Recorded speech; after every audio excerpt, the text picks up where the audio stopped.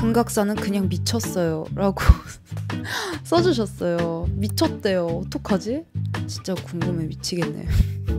근데 그것도 지금 읽고 있는데 너무 재밌는 거예요. 안녕하세요, 아키입니다. 제가 5월달에 여러분들에게 커뮤니티로 일본 문학을 추천해달라고 요청을 했었는데 또 굉장히 많은 분들이 일본 책을 소개를 해주셨어요. 그 중에서 제가 읽은 책들도 꽤 많았고, 그리고 읽으려고 했던 책들도 많았고, 잘 모르는 책들도 있었어서 이참에 여러분들에게도 구독자님들이 추천해주신 일본 문학을 한번 같이 얘기해 보려고 합니다. 일단 처음 구독자님이 추천해주신 책은 역시 나츠메 소세키의 마음입니다.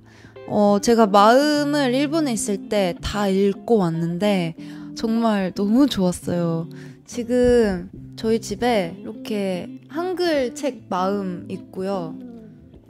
이거 아마 제가 저번에 문학동네 북클럽을 신청을 할 때 받았던 것 같아요. 이 책 샀던 기억이 없어서. 근데 제가 이제 일본에 있을 때는 이 종이책이 아닌 이북으로 다 읽었거든요. 너무 좋았어서 이렇게 일본어로 된 코코로, 마음, 이것도 사서 지금 다시 읽고 있습니다. 그리고 또 나츠메 소세키의 그 후라는 책도 유명한데 이 책도 읽어보려고 샀어요.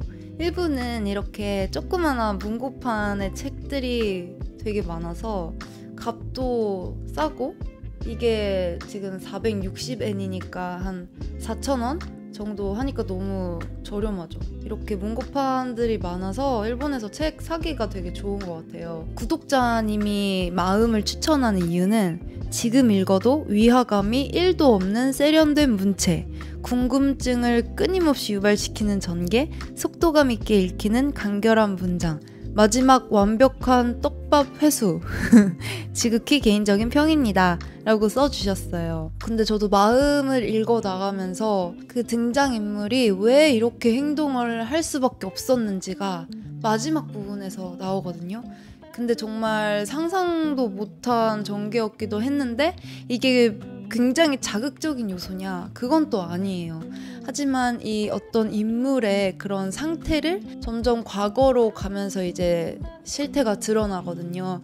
근데 그 과정, 이 사람이 왜 이렇게 될 수밖에 없었는지, 그리고 이렇게 된 사람을 좋아해서 계속 곁에 맴돌았던 주인공. 제가 저번 영상에서도 말씀드렸는지 모르겠는데 일본판 데미안 같은 느낌도 살짝 있어요. 한 개인에게 어떤 깨달음을 주기 위해서는 굉장히 자극적인 요소가 있거나 아니면 엄청 길어서 묘사가 설명이 많거나 그런 작품들도 많지만 마음은 그렇게 길지 않은데 어떻게 이렇게 내 마음에 이런 덜컹거림을 줬는지, 와, 이 작품은 정말 진짜 작품이다 라고 생각이 들 정도로 좋았던 책이었어요. 그래서 혹시 여러분들도 나츠메 소세키 드라마 보고 뭘 읽을지 모르겠다 싶으신 분들은 한번 마음을 꼭 읽어보세요. 되게 잘 읽히기도 하고 재밌어요. 일단 전개 자체가 재밌고, 그리고 저는 그 나츠메 소세키의 도련님을 어렸을 때 읽었는데 그때는 재미없다라는 좀 생각이 있었거든요. 근데 그때는 아무래도 너무 어렸을 때기도 했고 이제는 다 컸잖아요. 이제 와서 이분의 작품을 읽으니 더 와닿게 되는 것도 있지 않나라는 생각도 듭니다. 그래서 마음은 정말 짱 추천드립니다. 그 다음 두 번째는요, 무레요코의 책이 좋았다라고 구독자님이 말씀해 주셨는데, 특히 연꽃빌라라는 책이 굉장히 힐링이 된다라고 써주셨어요. 좀 잔잔하고 소소한 힐링 소설을 찾고 계신다면 좋은 대안이 될 수 있을 것 같네요 라고 써주셨습니다.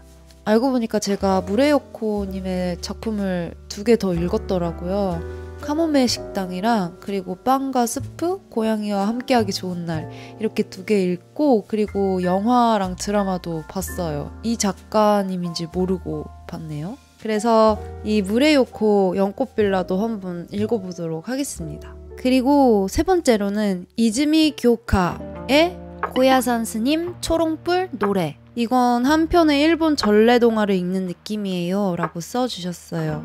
제가 찾아봤는데 일본 예술의 그런 고전 미학이 굉장히 유려한 문체로 펼쳐지는 이야기라고 해요. 그리고 이 작품이 일본어가 지니고 있는 그런 독특한 리듬이랑 그런 운율 어휘 같은 거를 문체로 살려낸 작품이라고 표현을 하고 있더라고요. 그래서 굉장히 궁금합니다. 어떤 문체일지. 근데 아무래도 이게 일본어로 직접 읽는 거랑 번역을 한번 한 책을 읽는 거랑은 조금은 다르잖아요. 그래서 제가 지금도 계속 일본어를 공부하고 있는 이유가 이런 일본어 책을 막힘없이 술술 읽기 위해서도 있거든요. 그래서 뭔가 일본어를 좋아하시는 분들이 이 이즈미 교카님의 책을 보는 것도 좋을 것 같다라는 생각이 들어요. 제가 한번 먼저 읽어보고 여러분들에게도 말씀을 드려보도록 할게요. 그 다음 책은요, 야쿠마루 가쿠 돌이킬 수 없는 약속이라는 책입니다. 구독자님의 추천 이유는 미스테리 추리 장르기는 한데 현 시대의 문제, 우리 주변에 일어나는 현실적인 이야기를 쓰시는 분이셔서 매번 울컥하면서 읽어요 라고 써주셨어요. 이게 어떤 설명이 쓰여져 있냐면요, 이 작품 돌이킬 수 없는 약속에는 수많은 복선이 깔려 있는데 무심코 지나친 소품이나 에피소드가 뒤에서 의미를 갖고 연결되어 악귀가 들어맞는다. 이러면 또 되게 재밌죠. 뭔가 이 작품에 어떤 소품이 나온다는 건 결국 뒤에서 어떤 식으로든 쓰이기 때문에 앞에서 한번 나온 게 있잖아요. 근데 어떤 작품들은 보면 그냥 괜히 나올 때도 많더라고요. 근데 이런 식으로 아까 전에 그 마음 소개할 때 구독자분이 떡밥 제대로 회수해준다라고 하신 것처럼 아마 이 책도 앞에 계속 나왔던 무언가 그리고 에피소드들이 뒤에 가서 딱딱 악의가 맞아 떨어지기 때문에 더 재밌는 게 아닐까라는 상상을 하게 되네요. 한국에서는 종합 베스트셀러 1위에 올랐고 웹툰으로 제작되기도 하였다라고 쓰여져 있습니다. 다음 책은요, 아쿠타가와 류노스케의 라쇼몬이라는 소설입니다. 이 책은 정말 많이 추천을 받았어요. 이거 추천해주신 분이 뭐라고 쓰셨냐면, 라쇼몬이라는 단편 소설만큼 강렬한 작품을 여태껏 본 적이 없다 라고 써주셨어요. 이 아쿠타가 류노스케라는 작가님은요, 코라는 작품을 발표한 적이 있는데 이게 아까 말씀드린 그 나츠메 소세키의 극찬을 받았던 작품이라고 합니다. 오, 신기하다. 이 아쿠타가 류노스케가 도쿄 대학교 영문과 재학 중에 나츠메 소세키의 문화로 들어갔으며 라는 말이 있네요. 대박. 이렇게 이어지다니. 오, 이분 책 너무 읽어보고 싶은데요. 라쇼모 진짜 읽어봐야겠다. 뛰어난 신예 작가들에게 수상되는 그 아쿠타가 상이 이 아쿠타가 류노스케 이름을 따서 만든 상이네요. 대박. 진짜 제가 지금 설국을 읽고 있거든요. 가와바타 야스나리 설국. 근데 그것도 지금 읽고 있는데 너무 재밌는 거예요. 그거 읽고 바로 라쇼몬을 한번 읽어보도록 할게요. 진짜 궁금하네. 왜냐면 제가 소세키 작품도 좋아하는데 또 그분의 제자라니 너무 궁금해집니다. 그 다음에는요, 온다리쿠 책 다 좋아해요. 특히 꿀벌과 천둥이 제일 두껍지만 너무 잘 읽히는 소설. 피아노 잘 아시면 더 재밌어요 라고 하셨고요. 제가 최근에 읽은 책 중에 일본 문학을 많이 번역하신 권나미 번역가님 번역에 살고 죽고 라는 책을 읽었다고 말씀을 드렸었는데, 거기서 이제 이분이 온다리쿠의 책을 번역을 하셨던 거예요. 그래서 이 온다리쿠가 한국에 왔을 때 같이 만나서 식사도 하고 막 그런 얘기를 했다라는 일화가 쓰여져 있는 것을 봐서 그런지 더 반갑네요. 온다리쿠는 와세다 대학교 교육학부를 졸업하고 직장 생활을 하면서 틈틈이 소설을 집필했다. 와세다 대학교면 하루키 동문이군요. 꿀벌과 천둥의 설명을 보면요, 국제 피아노 콩쿠르 무대로 인간의 재능과 운명, 음악의 세계를 가장 아름답게 그렸다고 평가받은 이 작품은 2017년 제156회 나오키상과 제14회 서점 대상을 연달아 수상하며 역사적인 첫 동시 수상이라는 대기록을 세웠다. 와우. 꿀벌과 천둥. 오케이, 한번 읽어볼게요. 제가 피아노를 잘 치는 건 아니지만 그래도 제가 작곡을 할 때는 피아노를 사용해서 하기 때문에 피아노를 되게 좋아하거든요. 그래서 피아노를 좋아하면 이 책이 더 재밌다고 구독자님께서 말씀을 해주셔서 이 작품도 완전 찜 해둘게요. 그 다음 추천책은요, 아까 제가 말씀드렸던 가와바타 야스나리의 설국이었습니다.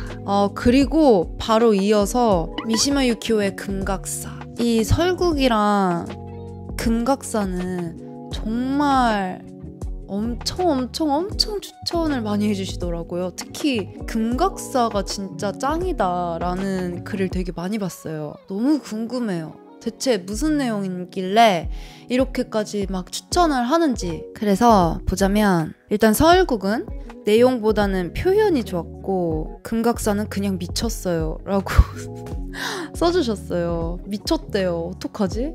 왜냐면 누군가가 어떤 책을 보고 정말 좋았어요 라고 진짜 재밌어요 꼭 읽어보세요 라고 할 수 있지만 이건 진짜 미쳤어요 라고 한다는 것은 진짜 너무 좋다는 거잖아요. 진짜 궁금해 미치겠네요. 특히 자전적 성격이 강한 고백소설 내지 성장소설로 평가받는 만큼 금각사 곳곳에는 젊은 시절 특유의 고뇌에 휩싸이면서도 끝내 새로운 생을 모색하려는 작가의 의지가 유려한 문장으로 그려지고 있다 라고 써 있습니다. 오케이, 접수. 그리고 설국은 제가 지금 하고 있는 독서 챌린지에서 어떤 챌린저 분이랑 같이 읽기 시작한 책이거든요. 그분이 먼저 읽으셨는데 제가 이제 뒤따라서 읽고 있어요. 근데 저는 처음부터 마음에 들더라고요. 내용이 어떻게 흘러갈지는 아직은 잘 모르겠지만 이제 시작해서 어쨌든 설국도 열심히 읽고 금각사도 얼른 읽어보도록 하겠습니다. 그 다음 책은요, 무라카미 하루키의 국경의 남쪽 태양의 서쪽 이라는 책을 추천을 해주셨어요. 제가 지금 여기에 보시면 무라카미 하루키 책들을 쫙 전시해놨는데 이거 외에도 이북으로 읽은 것도 굉장히 많아서 지금 여기에 없는데 읽은 책들도 되게 많아요. 근데 이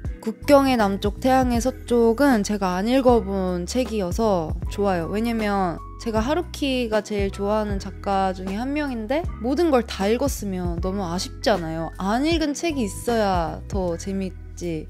그래서 이렇게 안 읽은 책이 등장을 하면 너무 기분이 좋습니다.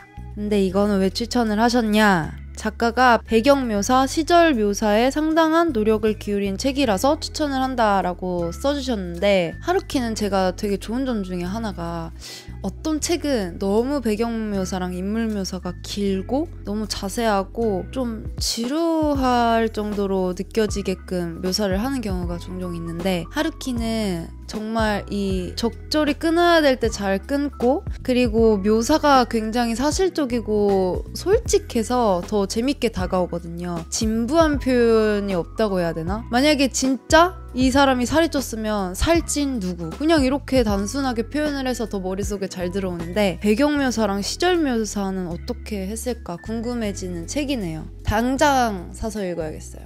저는 진짜 읽어야 될 게 많네요. 그리고 또 어떤 분이 하드보일드 원더랜드도 추천을 해주셨어요. 책은 진짜 제가 빨리 단독 영상을 찍어야 되는데 지금 좀 잘 만들고 싶어가지고 저는 개인적으로 거기에 나오는 세계관이 굉장히 마음에 들고 그리고 주인공의 그런 행동들 뭔가 하루키 소설에 나오는 주인공들은 그냥 객관적으로 봤을 때 슈퍼히어로처럼 그렇게 막 멋있는 행동을 한다던가 막 가꾸이 스파라시 이런 느낌이 없어요. 근데 뭔가 이 사람의 어떠한 부분을 담고 싶어지는 그런 특징을 항상 갖고 있는 인물로 나오거든요. 그래서 세계의 끝과 하드보일드는 정말 저는 강력 추천하는 책입니다.